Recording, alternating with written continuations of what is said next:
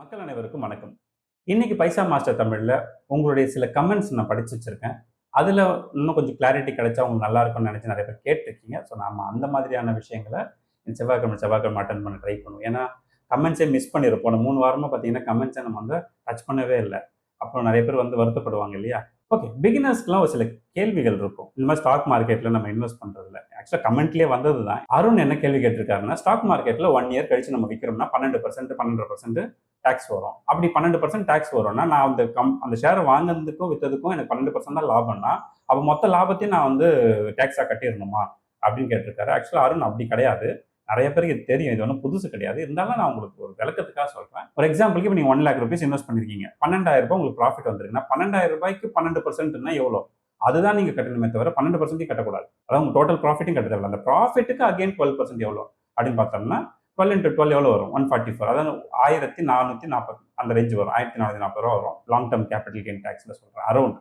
எக்ஸாக்ட்டா சொல்ல உங்களுக்கு புரிய வைக்கணுங்கிறதுக்காக சொல்றேன். நீங்க சம்பாதிக்கிற 12%யும் கவர்மெண்ட் கட்ட வேணாம். ஏன்னா அவர் என்ன போட்டிருக்காருன்னா 25% அப்ப நம்ம சம்பாதிச்சாதான் 12% போக மீதி 12% நமக்கு கிடைக்குமா? அப்படி கிடையாது. நீங்க எவ்வளவு சம்பாதிக்கிறீங்களோ அதுல 12%. ஓகேவா? மீதி இருக்கிறது உங்களுக்கு தான். தமிழ்நாடு மெர்கன்டைல் பேங்க் இப்போ வந்து ரொம்ப பிரைஸ் அதிகமா இருக்கு. கிட்டத்தட்ட 90 போன ஒரு வருஷத்துல மட்டுமே 90% க்ரோ ஆயிருக்கு. அப்ப 90% க்ரோ ஆன இந்த மாதிரியான ஸ்டாக்குக்குள்ள நம்ம போலாமா அப்படின்னு கேட்கறாங்க. அதாவது டிஎம்பி பேங்க் பத்தின ஃபண்டமெண்டல் டீடைல்ஸும் பாருங்க, ஹிஸ்டாரிக்கல் பிரைஸையும் பாருங்க. ஸோ அது உங்களுக்கு புரிஞ்சிடும். ஏன்னா இன்னைக்கு அதோட ஷேர் பிரைஸ் கிட்டத்தட்ட ₹892 இருக்கு. இந்த பிசினஸோட ப்ராஃபிட்டை நம்ம மிஸ் பண்ணிட ஃபோமோன்னு சொல்லுவோம் இல்லையா, ஃபியர் ஆஃப் மிஸ்ஸிங் அவுட். அந்த ஃபியர்ல நம்ம என்ன பண்ணலாம்னா இதை பிடிக்கலாம் அப்படின்னு தோணும். தப்பெல்லாம் கிடையாது. ஆனா நீங்க பேசிக்ஸ் பார்த்துட்டு வாங்க. 2023 இந்த ஸ்டாக் ₹580 மேலெல்லாம் போயிருச்சு. போய் அதுக்கப்புறம் அது மார்க்கெட் கொஞ்சம் கொஞ்சமா கீழே வந்துதான் இப்ப திருப்பி ரீபவுண்ட் எடுத்திருக்கு. அந்த ரீபவுண்ட்ல நீங்க கவனிக்க வேண்டிய விஷயம் என்னன்னா, இப்போ வால்யூம் நிறைய இருக்கு. இந்த கம்பெனியுடைய இந்த Q1 ரிசல்ட் பாசிட்டிவா வந்தது தான் முக்கியமான காரணமான எஸ் அதுதான் காரணம். அப்போ அந்த கம்பெனி மேல அந்த கம்பெனியோட ஃபியூச்சர் growth மேல ஒரு நம்பிக்கை வந்திருக்கு இன்வெஸ்டருக்கு. அதுதான் முக்கியமான காரணம். இப்போ ஹை வால்யூம் இருக்கு. வால்யூம் அதிகமா இருக்கிறப்போ ஸ்டாக்ல என்ன பண்ண முடியாதுன்னா, லாங் டர்ம் இன்வெஸ்ட்மெண்ட்டுக்கு போறவங்க டக்குன்னு உள்ள நுழைஞ்சிட முடியுமானா வெயிட் பண்ணுங்க. இந்த வால்யூம் திருப்பி கொஞ்சம் குறைஞ்சு நார்மலைஸ் ஆகும். ஏன் அப்படி சொல்றேன்னா, ஏற்கனவே கூட பாருங்க உங்களுக்கு 2023 ஒரு சின்ன வால்யூம் இருக்கும். அப்ப ஏறும். அந்த வால்யூம்ங்கிறது ஒருத்தங்க வாங்க வேண்டியவங்க பெரிய இன்ஸ்டிடியூஷன் வாங்கி முடிச்சிட்டாங்கன்னா, அது நார்மல் ஆகும்போது பேக் வருது. அப்படி வந்துறதுக்கு கூட வாய்ப்பு இருக்குது அப்படிங்கிறது ஒண்ணு. 2வது நம்ம என்ன கவனிக்கணும்னா, இந்த கம்பெனியுடைய குவார்ட்டர்லி ரிசல்ட்ல எவ்வளவு டிஃபரன்ஸ் இருக்குங்கிறத பார்க்கணும். குவார்ட்டர்லி ரிசல்ட் நான் உங்களுக்கு நெட் ப்ராஃபிட்ல காட்டுறேன். கிட்டத்தட்ட ₹305 கோடி ப்ராஃபிட். அதாவது ஜூன் போன 2025 ₹305 கோடி. அதுக்கப்புறம் இந்த வருஷம் ஜூன் மாசம் பார்த்தோம்னா 412 கோடி. கிட்டத்தட்ட எவ்வளவு டிஃபரன்ஸ் இருக்குன்னு பாருங்க. ₹107 கோடி வந்து அப்படின்னா எவ்வளவு? கிட்டத்தட்ட 33% உங்களுக்கு அங்கிருந்து இங்க இயர் ஆன் இயருக்கு ஜம்ப் அடிச்சிருக்கிறது நம்மளால பார்க்க முடியும். ஸோ இந்த ஜம்ப் தான் முக்கியமான காரணமானா அது மட்டும் கிடையாது. இந்த கம்பெனியோட போன 1 இயர் இந்த 4 குவார்ட்டர் கவனிங்க, கன்சிஸ்டன்டா க்ரோ ஆயிருக்கு. சடன் growth இருக்காது. ஒரு கன்சிஸ்டன்ட் growth இருக்கு. அதுதான் முக்கியமான காரணம். போன ஒரு வருஷமா 90% வளர்ந்ததுக்கு பின்னாடி. அது ஆக்சுவல் ரீபவுண்டும் சேர்ந்து அதுக்குள்ள இருந்ததுனால 90% மாதிரி தெரியுது. பட் ஓவர் த பீரியட் போகும்போது இதே மாதிரி வேகத்துல அது போகும்லாம் சொல்ல முடியாது. பட் கன்சிடர் பண்ணக்கூடிய ஸ்டேஜ் ஆனா வெயிட் பண்ணி கன்சிடர் பண்ணுங்க. இந்த வால்யூம் கொஞ்சம் குறையட்டும். குறைஞ்சதுக்கு அப்புறமா கன்சிடர் பண்ணுங்க. 1. 2வது இதே மாதிரி போகுமாங்கிற கேள்விக்கு நம்ம எதிர்பார்க்கக்கூடிய அந்த பேசிக் குவாலிஃபிகேஷன் சொல்றோம் இல்லையா, அதாவது ஒரு minimum 15% around year on year growth இருக்கணும் சேல்ஸ்ல அப்படின்னு. அந்த இடத்துல இந்த கம்பெனி உங்களுக்கு ஓரளவுக்கு அந்த ROE கம்பெனியோட இயர் ஆன் இயர் growthமே மேட்ச் ஆகிறதுனால தாராளமா இந்த மாதிரியான ஸ்டாக்கை கன்சிடர் பண்ணலாம். பட் கன்சிடர் பண்றதுக்கான ஸ்டேஜ் என்ன சொன்னேன்? எஸ் அந்த வால்யூம் குறையட்டும். குறைஞ்சதுக்கு அப்புறமா இதே பிரைஸ் இருந்தாலும் சரி, இதை விட கம்மியானாலும் சரி, வால்யூம் குறைஞ்சதுக்கு அப்புறம் கன்சிடர் பண்ணுறதுக்கு பிளான் பண்ணுங்க. பிரைஸ் டு புக் பார்த்தோம்னா இப்போ வந்து 1.3 இருக்கு. இதுக்கு முன்னாடி சில ஆண்டுகளாக அப்படின்னு பார்த்தோம்னா இது 1 தான்.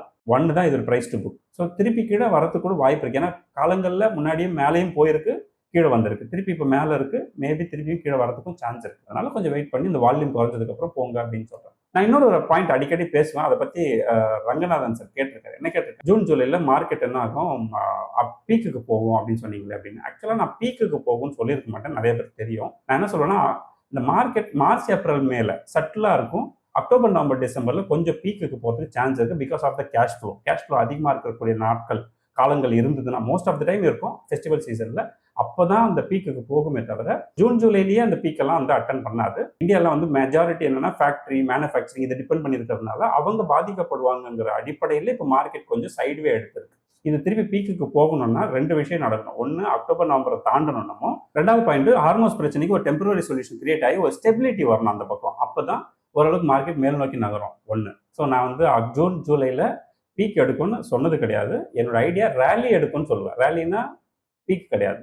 இங்கேருந்து அந்த ஸ்டார்டிங் ஸ்டேஜ்ன்னு சொல்லுவாங்க. அந்த மாதிரியான ரேலிக்கான வாய்ப்புகளை இப்போ இந்த வார் வந்து புடிச்சு வச்சிருக்கு.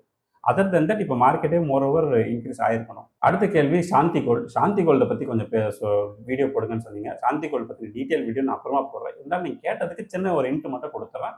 சாந்தி கோல்டோட பிரைஸ் இப்போ ரூ. 216 இருக்கு. ஓகே. இந்த கம்பெனியுடைய இந்த PE தான் ரொம்ப முக்கியம். 11.2 தான் இருக்கு. நெறைய பேரோட கவனத்துல படாத ஒரு ஸ்டாக்கா இது இருக்கு. Year on year growth, sales growth, profit growth எல்லாம் கவனிச்சோம்னா நல்லாவே இருக்கும். நீங்க கவனிங்களா 40% சேல்ஸ், 90% ப்ராஃபிட், அந்த அளவுக்கு இயர் ஆன் இயர் குரோத்தே இருக்கு. ஏன்னா இப்போ மார்க்கெட்ல நிறைய விஷயங்கள் நடந்துருக்கு. இதை பத்தின ஃபுல் டீட்டெயில் அனாலிசிஸ் வீடியோ நான் அப்புறமா போடுறேன். வர சனிக்கிழமை போடுறேன்.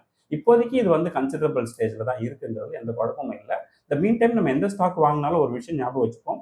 பெரிய பெரிய இன்ஸ்டிடியூஷன், அதாவது மியூச்சுவல் ஃபண்ட் மாதிரியான பெரிய இன்ஸ்டிடியூஷன் அது உள்ள இருக்கான்னு பாருங்க. அதோட பர்சன்டேஜ் ஆஃப் இது வந்து எவ்வளோ இருக்கணும்னா 8லேருந்து 10% இருந்ததுன்னா அந்த ஸ்டாக் உங்கள் போர்ட்ஃபோலியோல இருக்கிறதுல பயப்படாமல் இருக்கலாம். என்னதான் நீங்கள் ஃபினான்ஷியல்ஸ் பார்த்தாலும் கூட மீன் டைம் இதையும் பார்த்துங்க. ஏன்னா ஏதாவது ஒரு பிரச்சனை ஆச்சுன்னா நம்ம ஃபாலோ பண்ணுறதுக்கு மிஸ் பண்ணால் கூட இவங்கெல்லாம் ஃபாலோ பண்ணுவாங்கங்கிறதுக்காக சொல்ல வரேன். மொரோவர் இதில் பார்த்தீங்கன்னா 0.31% தான் இருக்குது. அப்போ நம்ம இதில் உள்ள போகிறது ரிஸ்க்கான்னு கேட்டிங்கன்னா ரிஸ்க்கெல்லாம் கிடையாது. இருந்தாலும் இது போன வருஷம் இந்த கம்பெனி வந்து 0 இருந்திருக்கும் இல்லையா? ஏன்னா லேட்டஸ்ட்டாக லிஸ்ட் ஆன கம்பெனி. அதனால உங்களுக்கு வந்து இப்போ தான் மியூச்சுவல் ஃபண்ட் கம்பெனிங்களாம் இதுக்குள்ளே வரதுக்கு பாசிபிள் இருக்குது. இப்போ 11ல் நீங்கள் கன்சிடர் பண்ணுற PE வந்து நாளைக்கே கூட 20, 25, 30 கூட போகலாம். அதுக்கான பாசிபிலிட்டிலாம் இருக்குங்கிறத சொல்கிறேன். பட் இதில் வந்து ரொம்ப அதிகமாக பெருசாக இன்வெஸ்ட் பண்ணி மாட்டிக்காதீங்க. ஏன்னா மொமெண்டம் இல்லாத ஸ்டாக்காக இருக்குது. மொமெண்டம்னு நான் சொல்வது வந்து மோர் வால்யூம்ஸ் நடக்கல. இப்போ தான் மியூச்சுவல் ஃபண்ட் கண்ணில் இது பட்டிருக்கு. மேபி கோயிங் ஃபார்வர்ட் இதில் பெரிய சேஞ்சஸ் வரதுக்கு வாய்ப்பு இருக்குது. ஸோ ஒரு லிமிட்டடாக மெயின்டைன் பண்ணுங்க. அடுத்து மாரி செல்வம். அவர் என்ன கேட்டாங்கன்னா, ஐ திங்க் ஐடிசி மேலே நம்ம கன்சிடர் பண்ணுறது பதிலாக அப் ட்ரெண்ட் இருக்கக்கூடிய வேற ஏதாவது ஸ்டாக்ல இன்வெஸ்ட் பண்ணிருக்கலாம் அப்படிங்கிற மாதிரி சொல்றாரு. லைக் பேங்க் அப்படின்னு. தப்பு இல்லை. அதாவது ஐடிசி தப்புன்னு முதல்ல முடிவு செய்யறதே தப்பு. எப்பவுமே ஒரு நம்ம போர்ட்ஃபோலியோல பொதுவாக சொல்றோம், ஒரு ஸ்டாக்குக்கு நம்ம கொடுக்குற இம்பார்ட்டன்ஸ் ஷுட் பி அரௌண்ட் 3%, 2% அந்த மாதிரி தான் கொடுக்கணும். ஈவன் என்னுடைய போர்ட்ஃபோலியோலே ஐடிசி இருந்ததுன்னா போன வருஷம்லாம் இருக்க முடியாது. 1.6%, 1.7% தான் என்னோட டோட்டல் போர்ட்ஃபோலியோல சொல்றேன். அந்த ஐடிசியோட ப்ரொபோசிஷன் அதுதான். நான் எக்ஸிட் கொடுத்தேன்னா கொடுக்கலையாங்கிறதுலாம் ரெண்டாவது. ஏன்னா நான் எக்ஸிட் கொடுக்குறேன்னா இது வரும்னு காத்திருந்து ரொம்ப நாளாக காத்திருந்து நானுமே உங்களை மாதிரி நானா சூப்பர்மேனா இதான் நடக்க போகுதுன்னு முன்கூட்டியே தெரிஞ்சு வச்சுக்கிட்டு அதை செய்யறது. நம்ம ஒரு எதிர்பார்ப்புகளை வச்சிருப்போம். அந்த எதிர்பார்ப்புகளை அந்த நிறுவனம் சாட்டிஸ்ஃபை பண்ணலன்னும் பொழுது நம்ம வேற ஒரு இன்வெஸ்ட்மெண்ட் கிடைக்கிற பட்சத்தில் மூவ் ஆகுமே தவிர அதர் தென் தட் அதோட ப்ரொபோசிஷனை கம்மியாக வைங்க. எப்பவுமே ஒரு கம்பெனி நல்ல கம்பெனியாக கூட இருக்கும், அது தொடர்ந்து நல்ல கம்பெனியாக பெர்ஃபார்ம் ஆகும்னு யாராலையும் சொல்ல முடியாது. அதே மாதிரி மோசமான கம்பெனிகள் தொடர்ந்து தான் மோசமான பெர்ஃபார்மன்ஸ் கொடுப்பாங்கன்னு சொல்ல முடியாது. எண்ட் ஆஃப் தி டே என்னோட பாயிண்ட் என்னன்னா, ஷேர் ப்ரைஸை மட்டும் பார்த்து வாங்குறதை விட ஃபண்டமெண்டல் க்ரோத்துன்னு சொல்லலை. ஃபண்டமெண்டல்லாம் பெரிய கம்பெனி 4 லட்சம் கோடி 5 லட்சம் கோடி அது இல்லை ஃபண்டமெண்டல். அதுலேருந்து எப்படி வளர்றாங்கங்கிறது தான் ஃபண்டமெண்டல் க்ரோத். அதை பார்த்து வாங்குங்க அப்படிங்கிறது தான் என்னோட பாயிண்ட்டு. ஜான் மைக்கேல் என்ன கேட்குறாருன்னா, நான் என்னோட சொந்த முயற்சியில் சில ட்ரேட்லாம் பண்ணியிருக்கேன், ஆனால் வந்து லாஸ் புக் பண்ணிட்டேன். இப்போ நான் லேர்ன் பண்ணிட்டு இருக்கேன், இன்னுமே இன்வெஸ்ட்மெண்ட்ஸ் எல்லாம் வந்து ப்ராஃபிட்டை நோக்கி நகரவே இல்லையே அப்படின்னு கேட்டிருக்காரு. எனக்கு வந்து ப்ராப்பரான கைடன்ஸ் இல்லையோ அப்படின்னு. இப்போ மைக்கேலுக்கு நான் சொல்ல வேண்டியது என்னன்னா, மைக்கேல் நீங்கள் எத்தனை வருஷமா பிஸ்னஸ் இந்த இன்வெஸ்ட்மெண்ட்ஸில் இருக்கீங்கன்னு தெரியாது. ஒருவேளை நான் எடுத்துக்கிறேன், நீங்கள் லாஸ்ட் 24 மந்த்ஸ் இல்லைனா 36 மந்த்ஸ்குள்ள தான் இருப்பீங்க அப்படின்னா நீங்கள் மார்க்கெட்டை நல்லா கவனிங்க. மார்க்கெட் ஆக்சுவலாக அப் ட்ரெண்டில் தான் இருக்குது. எப்பத்துல இருந்தால் போன மார்ச் 2025க்கு ஆக்சுவலாக கண்டினியூஸாகவே அப் ட்ரெண்டில் தான் இருக்குது. வெறும் 2024 செப்டம்பர் அரௌண்ட் ஒரு 3-4 மாதம் தான் பார்த்தீங்கன்னா மார்க்கெட் ஒரு ஓவர் பீக் எடுத்து அதுக்கப்புறம் இமீடியட்டாகவே அது கரெக்ஷன் எடுத்துருச்சு. ரொம்ப நாள்லாம் நிற்கலை. அப்போ நம்ம கன்சிஸ்டண்ட்டாக இன்வெஸ்ட் பண்ணியிருந்தோம்னா சோஃபார் சொல்கிறேன், நீங்கள் ப்ராபப்ளி ப்ராஃபிட்டில் இருக்கிறதுக்கு தான் சான்ஸ் இருக்கே தவிர நெகட்டிவ்ல இருக்க வாய்ப்பு இல்லை. அப்படி ஒருவேளை உங்களோட போர்ட்ஃபோலியோ நெகட்டிவ்ல இருக்குன்னா நீங்கள் என்ன பார்க்கணும் தெரியுமா, அந்தந்த கம்பெனிகளுடைய போன 5 வருஷம் 3 வருஷம் 10 வருஷம் சேல்ஸ் க்ரோத் எந்த மாதிரி பர்சன்டேஜில் ஸ்க்ரீனரில் பாருங்கள். அது வந்து 12க்கு மேலே 15க்கு மேலே இருக்குதுன்னா தென் அது பிரச்சனையே கிடையாது. 12%க்கு கீழே இருக்கக்கூடிய சேல்ஸு ப்ராஃபிட் இந்த மாதிரியா இருக்கக்கூடிய கம்பெனிகளை எல்லாம் நீங்கள் உங்கள் போர்ட்ஃபோலியோலேருந்து பெட்டர் டு எக்ஸிட் கொடுத்து உங்கள் போர்ட்ஃபோலியோவில் இருக்கக்கூடிய நல்ல ஸ்டாக்குங்களில் டாப் அப் பண்ணி வைங்க. நிச்சயமாக சொல்கிறேன் எதிர்காலத்தில். ஏன்னா சோஃபார் போன 1 இயரில் இன்வெஸ்ட் பண்ண இப்போ இந்த மாதிரி ஃபண்டமெண்டல்ஸ் பார்த்து க்ரோத்தை பார்த்து இன்வெஸ்ட் பண்ண யாரோட போர்ட்ஃபோலியோவுமே சோஃபார் நெகட்டிவ்லி இல்லை. புரியுதுங்களா? பார்க்காம சொல்லலை, நான் பார்த்து தான் சொல்கிறேன். ஒருத்தரோட போர்ட்ஃபோலியோ வாங்கின ஸ்டாக் எல்லாமே பாசிட்டிவ்ல தான் இருக்குது. நாம தான் அவசரப்பட்டு மேபி அந்த 3 மந்த்தில் அதிகமாக பணம் போட்டிருந்தோம், அதை 2024 செப்டம்பரில் போட்டிருந்தா மேபி பிரச்சனையாக இருக்கலாம். இல்லைன்னா நீங்கள் வாங்கக்கூடிய எல்லா ஸ்டாக்கும் இப்போ இந்த 9%, 8% சேல்ஸ் க்ரோத்தில் இருக்கக்கூடிய கம்பெனியாக இருந்ததுன்னா நிச்சயமாக அதெல்லாம் வந்து பேக் ஃபயர் தான். அதனால் நான் தடுக்க முடியாது. ஏன்னா 15%க்கு மேலே சேல்ஸ் இருக்கணும்னு நான் மூச்சை பிடிச்சி சொல்லிட்டு இருக்கிறதுக்கு பின்னாடி இருக்கக்கூடிய ரியல் சைன்ஸ் என்னன்னா அதுதான் நமக்கு பிரச்சனை இல்லாத ஸ்டாக்காக இருக்கும். அடுத்த கொஸ்டின் என்னன்னா, what to you think about Reddington? இது நல்ல கம்பெனியா? இந்த மாதிரி ப்ரொமோட்டர் ஸ்டேக்ஸ் வந்து 0 இருக்கு. ப்ரொமோட்டர் ஸ்டேக்ஸ் வந்து 0 இருக்கிறதுலாம் ஒரு பெரிய மிஸ்டேக்லாம் கிடையாது. நிறைய நிறுவனங்கள் ஐசிஐசி மாதிரியான பெரிய பெரிய பிராண்டுக்கு எல்லாமே, ஐடிசி மாதிரியான பிராண்டுக்கு எல்லாமே கூட ப்ரொமோட்டர் 0 இருக்கும். ப்ரொமோட்டர் பிரச்சனை கிடையாது. மியூச்சுவல் ஃபண்ட் ரொம்ப முக்கியம். மியூச்சுவல் ஃபண்டு உங்களுக்கு 8% மேலே குறைக்கக்கூடாது. அதாவது 10லேருந்து 8 இருக்கக்கூடாது.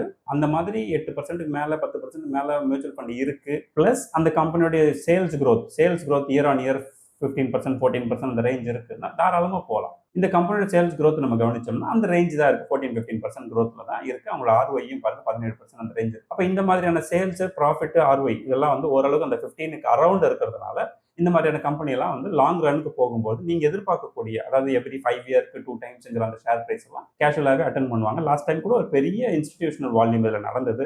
நானே அதை ஃபாலோ பண்ணிட்டு தான் இருக்கேன். அதனால இது வந்து கன்சிடரபிள் கம்பெனி. ப்ரைஸை சொல்லுது, கம்பெனி வந்து கன்சிடரபிள் தான். ப்ரைஸ்லாம் எப்போ குறையுதோ அப்போ பார்த்து நீங்களே வாங்கிக்கோங்க. எவ்ரி டிப்ஸ்லையும் நம்ம எப்படி கன்சிடர் பண்ணணுன்றது உங்களுக்கே தெரியும். இந்த மாதிரியான விஷயங்கள்லாம் டிப்ஸ் டு டிப்ஸ் நீங்கள் கன்சிடர் பண்ணணும். அதை விட்டுட்டு நான் ஒரு தடவை வாங்குவேன், வாங்கி வச்சுட்டு அப்படியே கிடக்கும்னா அது உங்களுக்கு ரிஸ்க். கோஃபோர்ஸ் கம்பெனியை நம்ம வந்து லாஸ்ட்டு 6 மாசமா சொல்லிட்டு இருக்கோம், இந்த கம்பெனி நீங்கள் கன்சிடர் பண்ணுங்க. அப்போ கோஃபோர்ஜ் வந்து சூப்பர் கம்பெனி அப்படின்னு நான் சொல்லலை. அது ஒரு average company, better than the average company. ஒரு சாஃப்ட்வேர் ரிலேட்டட் கம்பெனி. இன்னைக்கு மட்டுமே கிட்டத்தட்ட 9% இன்க்ரீஸ் ஆயிருக்கு. அப்போ ஷேர் ப்ரைஸ் இன்க்ரீஸ் ஆயிடுச்சு, அதனால நான் சொல்கிறேன் அது கிடையவே கிடையாது. எப்பவுமே நான் அதை பார்க்க மாட்டேன். எனக்கு அந்த Q1 ரிசல்ட்டில் அவங்க எந்த அளவுக்கு பாசிட்டிவான ரிசல்ட் கொடுத்துருக்காங்கிறத அடிப்படையில் தான் நான் இதை பேசுகிறேன். இப்போ கோஃபோர்ஸ் கவனிச்சோம்னா 702 கோடி ரூபாய் இந்த குவார்டர், அதாவது ஜூன் குவார்டர் Q1 காட்டியிருக்காங்க நெட் ப்ராஃபிட்டா. அதே நீங்கள் போன ஜூன் பார்த்தோம்னா 430 கோடி ரூபாய் அந்த ரேஞ்சு உங்களுக்கு தெரியும். ஸோ 430லேருந்து ஒரு 700 கோடி ரூபாய் வருதுங்கிறதுலாம் பெரிய விஷயம். அதாவது அந்த மாதிரி ஒரு சாஃப்ட்வேர் கம்பெனிக்குமே ஒரு 15% growth, year on year growth இருக்கணுங்கிறது தான் மீண்டும் மீண்டும் வலியுறுத்துகிறேன். Not only software company, any company that you invest, சைக்கிளிக்காக இருக்கட்டும், நான் சைக்கிளிக்காக இருக்கட்டும், பட் கன்சிஸ்டண்டா ஒரு 12 to 20, 12வது இருக்கும், ஒரு நேரம் 20 இருக்கும், இல்லைன்னு சொல்லுங்க. அந்த 12 to 20ங்கிற அந்த ஆசிலேஷன்ல ஒரு க்ரோத் ரேட் வந்துச்சுன்னா, சேல்ஸ் அண்ட் ப்ராஃபிட் இருந்துச்சுன்னா, அந்த மாதிரியான ஸ்டாக் தான் உங்க போர்ட்ஃபோலியோல இருக்குன்னா, சார் சொன்ன மாதிரி நான் ப்ராஃபிட்டுக்கே வரல அப்படிங்கிற மாதிரியான பிரச்சனைலாம் சத்தியமா சொல்றேன், உங்க போர்ட்ஃபோலியோக்கு வரவே வராது. ஒரு சில கமெண்ட் மட்டும் நான் எடுத்து கொஞ்சம் உங்ககிட்ட பேசணும்னு நினைச்சேன். அதான் நான் உங்களுக்கு சொல்கிறேன். முடிஞ்ச எவ்ரி டியூஸ்டே நான் கமெண்ட்ல இருந்து நிறைய விஷயங்கள் எடுக்கிறேன். உங்களுக்கு நிறைய கேள்விகள் இருந்தால் எழுதுங்க. சப்போஸ் நான் சொல்ல மறந்த சில விஷயங்கள் இருந்தால் கூட எழுதுங்க. ஏன்னா எல்லாத்தையுமே நான் தான் சொல்லணும், நானும் சூப்பர்மேன் கிடையாது. நானும் உங்களை மாதிரி ஒரு இன்வெஸ்டர். எனக்கு தெரிஞ்ச என்னோட சக்ஸஸ்ஃபுல் ஸ்டோரியில் என்னென்னலாம் நான் கற்றுக்கிட்டனோ அதை நான் உங்களுக்கு ஷேர் பண்ணுறேனே தவிர, இங்கே வந்து நாம தான் பெஸ்ட்டு, இவர் தான் சூப்பர் அப்படின்லாம் யாருமே கிடையாது. நீங்கள் உங்களுக்கு தெரிஞ்சதை சொல்லுங்கள். நெக்ஸ்ட் கமெண்ட்ல அதையுமே சேர்த்துக்கிறேன். ஓகேவா? நிறைய பேர் கம்யூனிட்டியில் ஜாயின் பண்ணியிருக்கீங்க. ஜாயின் பண்ண அத்தனை பேரோட அக்கௌண்ட் நான் ஆக்டிவேட் பண்ணியிருக்கேன். ஸோ வெள்ளிக்கிழமை நமக்கு என்ன இருக்குது, இண்டக்ஷன் இருக்குது. இண்டக்ஷனில் ஜாயின் பண்ணிங்க. How to become a professional investor அப்படிங்கிற பேசிக் கிளாஸ் உங்களுக்கு வெள்ளிக்கிழமை நைட் 9 மணிக்கு இருக்குது. கண்டிப்பாக ஜாயின் பண்ணிக்கோங்க. நான் எப்பவுமே சொல்லுறேன், ஃப்ரெண்ட்ஸ் அண்ட் ஃபேமிலிக்கு காசு பணம் கொடுத்து உதவி செய்யறதை விட இந்த மாதிரி நல்ல இன்வெஸ்ட்மெண்ட்ஸ் ஐடியாஸ் கொடுங்க, அவங்க வாழ்க்கையில் சூப்பராக வருவாங்கன்னு. எனிவே அடுத்த ஒரு இன்ட்ரெஸ்டிங்கான வீடியோ சந்திப்போம். நன்றி, வணக்கம்.